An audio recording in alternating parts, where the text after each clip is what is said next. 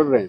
उसमें हमारे chief minister साहब ने एक दिन बोला था कि मैं इलेक्शन नहीं लड़ूंगा क्योंकि मुझे पीवान की ट्रांसफर के लिए एलजी के दरवाजे पे नहीं जाना है। उसके बाद उसने टोपी फैलाई कि मुझे वोट दे दो। तो ये तो उनका देखना पड़ेगा कि लोगों के सहूलियात कैसे हम क्या करेंगे, लोगों के जो तवक्कात है उन पर हम कैसे उतरेंगे पूरा। तो ये तो उनका काम है, उनको देखना। हमारा तो दूसरा कुछ रोल है, हमारा तो इसमें रोल ही नहीं बनता। हमारा तो ये रोल बनता है कि लोगों की मुश्किलात जो हैं, लोगों की प्रॉब्लम्स जो है, और जिस मंशूर पे इन्होंने इलेक्शन लड़ा है, जिस मंशूर के लिए इन्होंने इलेक्शन लड़ा है, उस मंशूर का वो क्या करते हैं, हमारा तो ये रोल है। बाकी उनके आपस में दरमियान क्या है तो हम उसमें घुसना भी नहीं चाहते। क्या वाकई सच में है या लोगों को दिखाते हैं। 52 मेंबर्स हैं, ये तो 2002 के बाद पहली बार इतनी मेजॉरिटी किसी जमात को मिली है। तो इसमें इसके बाद ये लोगों को ये बोलेंगे तो वो तो लोगों का काम है सुनना, पूछना, और इस पर क्या रद्द अमल होगा वो तो लोगों का काम है। तो स्टेटहुड को लेकर पीडीपी का क्या अभी स्टैंड है? हमारा एक बहुत बड़ा मंशूर है। स्टेटहुड हमारे सामने एक छोटी सी चीज है।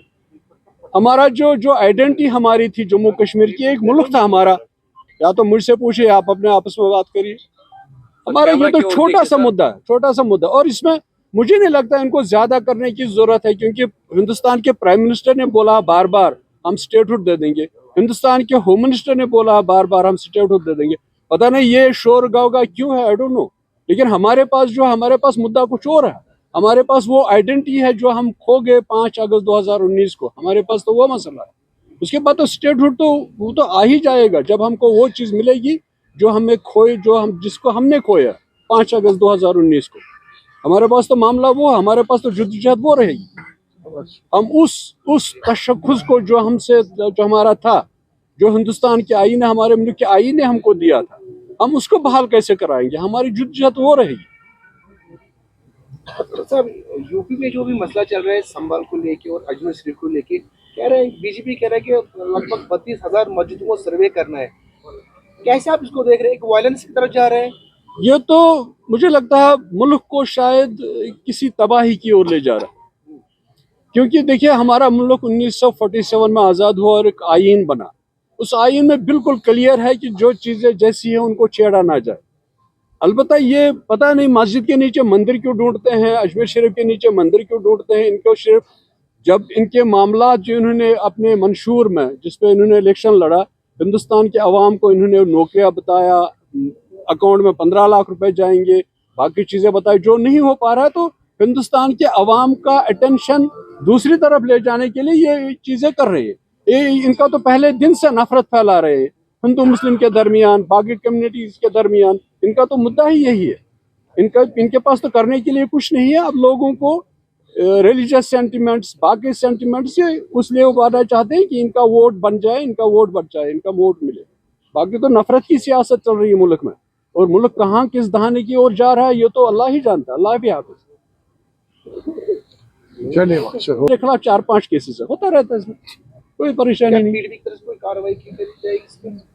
जब वो करेंगे, जब हमारा जो रोल बनेगा, हम तो रोल अपना करेंगे। वैसे मेरे खिलाफ भी 2-4 केसेस है, 2-4 एफआईआर है।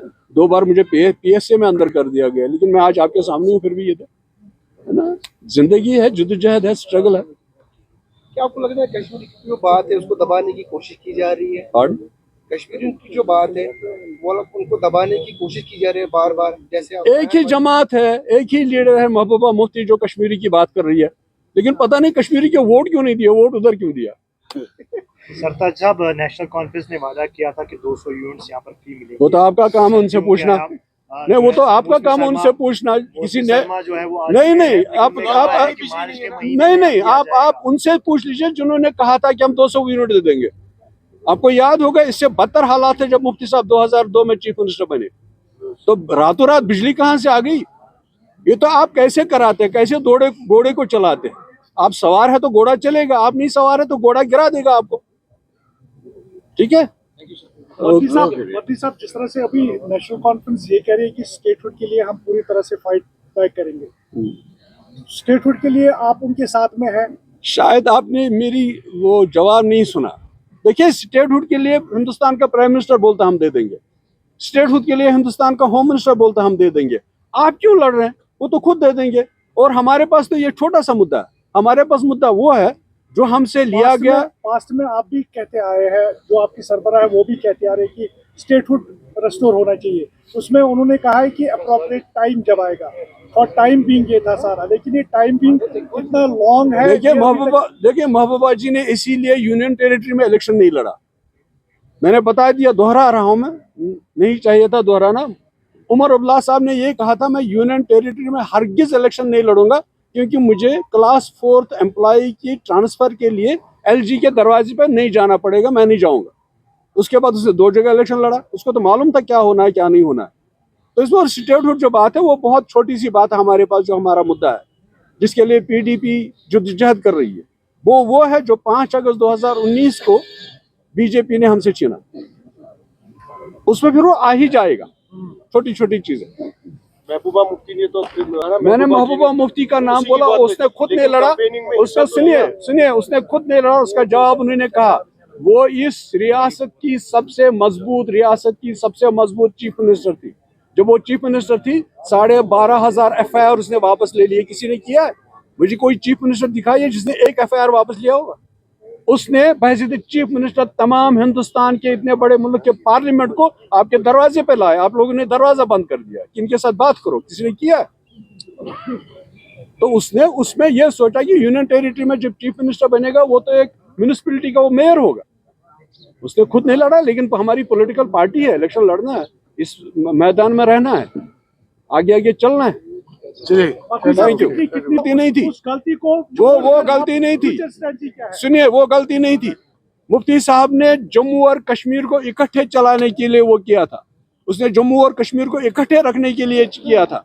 जम्मू उनका मैंडेट, उस मैंडेट की कदर के लिए मुफ्ती साहब ने वो किया था। और मुफ्ती साहब ने, जब तक मुफ्ती साहब थे, हमने 370 की हिफाजत की, हमने 35A की हिफाजत की। तो इसलिए उस चीज को बचाने के लिए मुफ्ती साहब ने उधर वो हिमायत उसके साथ वो अलायंस किया था। वो कोई गलती नहीं थी। अगर आप कहते वो गलती नहीं थी, कोई गलती नहीं थी, वो उनका सही वो फैसला था। और जम्मू कश्मीर को अगर आपको इकट्ठे चलना है तो जम्मू के लोगों की कदर करनी है, कश्मीर के लोगों की कदर करनी है। Thank you. आपने कहा स्टेट हमारे पास छोटा मसला है, फिर PDP के लिहाज से बड़ा मसला क्या है? वही जो 5 अगस्त 2019 को हमसे छीना गया, वही है। Thank you sir. Thank you.